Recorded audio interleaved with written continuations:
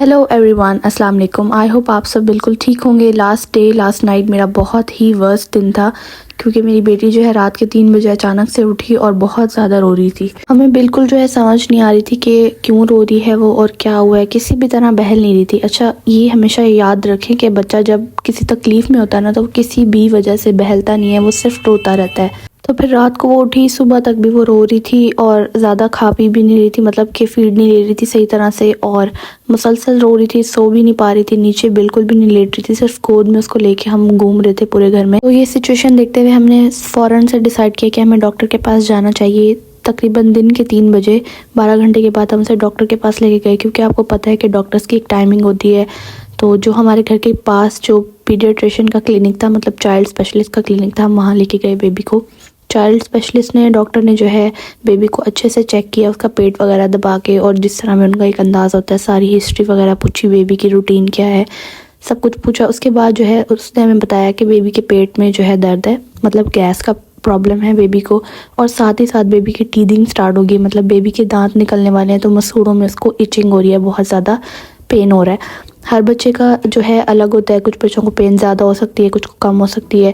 इसके अलावा डॉक्टर ने यही रिकमेंड किया कि आप विटामिन डी के ड्रॉप्स जो आप दे रहे हैं वो देते रहें, ताकि बेबी की टीदिंग में आसानी हो। और इसके अलावा उसने कॉलिक के ड्रॉप सजेस्ट किए, और इसके अलावा डॉक्टर ने एक जो है नींद के लिए मुझे दवाई सजेस्ट की है कि आपने, अगर बहुत ज़्यादा सिचुएशन वर्स्ट हो जाती है, बेबी बिल्कुल नहीं सो पा रहा होता, स्पेशली जब बेबी की तबीयत ख़राब हो या फिर टीदिंग के दौरान, क्योंकि बच्चों के सर में दर्द होता है, सर में दर्द की वजह से वो सो नहीं पाते।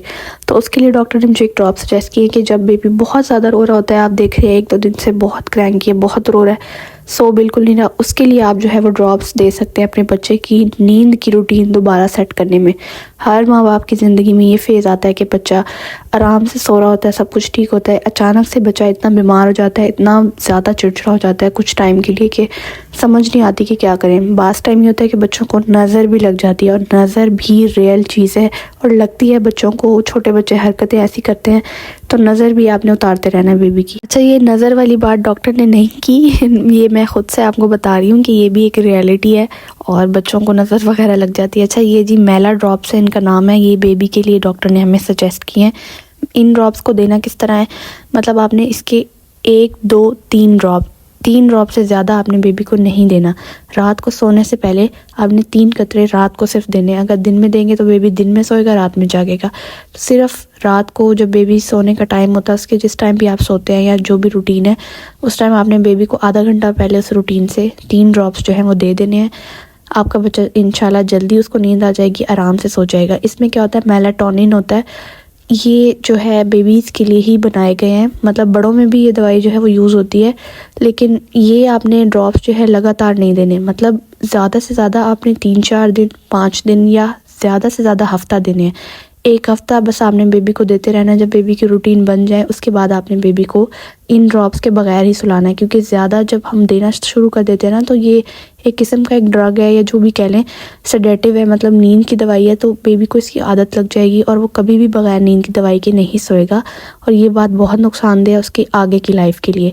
तो आपने जो है 1 हफ़्ते से ज़्यादा इस ड्रॉप्स को यूज़ नहीं करना। नींद की कभी भी कोई दवाई आप बच्चे को देना, 1 हफ़्ते से ज़्यादा आपने यूज़ नहीं करना। इवन बड़ों में भी 1 हफ़्ते से ज़्यादा नींद की दवाई नहीं लेनी चाहिए।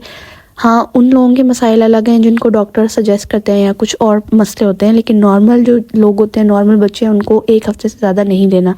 इसके अलावा जी डॉक्टर ने कहा है कि टीदिंग बेबी की स्टार्ट हो गई है तो बेबी को पीस टीदर लाजमी दें, क्योंकि पीस टीदर के बगैर जो है बेबी को आराम नहीं आएगा। जब तक उसकी मसूड़ों पे ख़ारिश नहीं होगी, उसको ख़ारिश को सेटिस्फेक्शन नहीं मिलेगी, तब तक उसको आराम नहीं आएगा। तो ये पीस टीदर मैंने अपने बेबी के लिए लिया, और उसको जो है वो मैं दे देती हूँ, ठीक है। और इसके अलावा डॉक्टर ने कहा कि अगर बेबी को फ़ीवर फील होता है या सर में दर्द फील होता है, आपने पैनाडोल जो ड्रॉप्स हैं वो दे सकते हैं, आप बच्चे को आधा ड्रॉप पर दे दें, ठीक है। तो अगर आपके बेबी के साथ भी ऐसा कोई प्रॉब्लम होता है तो अव्वल तो आप पहले ही डॉक्टर को चेक करवाएं, क्योंकि बच्चे बगैर वजह के नहीं रोते। हाँ, अगर बच्चा जो है थोड़ा बहुत रोता है, चिड़चिड़ापन है, थोड़ी देर चुप हो जाता है, हंस रहा, खेल रहा है, एक्टिव है, फिर ज़रूरत नहीं है डॉक्टर के पास जाने की। लेकिन मुसलसल अगर रो रहा है और किसी चीज़ से बहल नहीं रहा, तो आपने फ़ौरन डॉक्टर के पास जाना है, क्योंकि बेबी को कुछ भी हो सकता है। तो रिस्क बिल्कुल नहीं लेना चाहिए। इसी सोच के तहत ही मैं अपने बेबी को लेके गई थी। तो शुक्र है अल्लाह का कि कोई ऐसा मेजर प्रॉब्लम नहीं था, बेबी अब ठीक है बिल्कुल। और आप लोगों ने भी मुझे दुआओं में याद रखना है, मेरी बेटी को भी दुआओं में याद रखना है, और अपने बच्चों का भी आपने बहुत ख्याल रखना है, ठीक है। और मेरी भी आजकल तबीयत थोड़ी डाउन है क्योंकि नज़ला खांसी ज़ुकाम आम हो चुका है मौसम की वजह से। तो उम्मीद है आपको आज की वीडियो जो है हेल्पफुल लगी होगी। अगर आपको मेरी वीडियोस अच्छी लगती हैं तो आप चैनल को सब्सक्राइब कर दें, वीडियो को लाइक कर दें, और कमेंट में अपने जो एक्सपीरियंसेस हैं अपने बेबी के साथ वो भी ज़रूर शेयर किया करें। और कोई भी क्वेश्चन अगर आपने करना होता है मेरे से तो इजीली आप पूछ सकते हैं कमेंट बॉक्स में, मैं सब क्वेश्चंस का रिप्लाई करती हूँ, ठीक है। मिलते हैं जी नेक्स्ट वीडियो में। अल्लाह हाफिज़।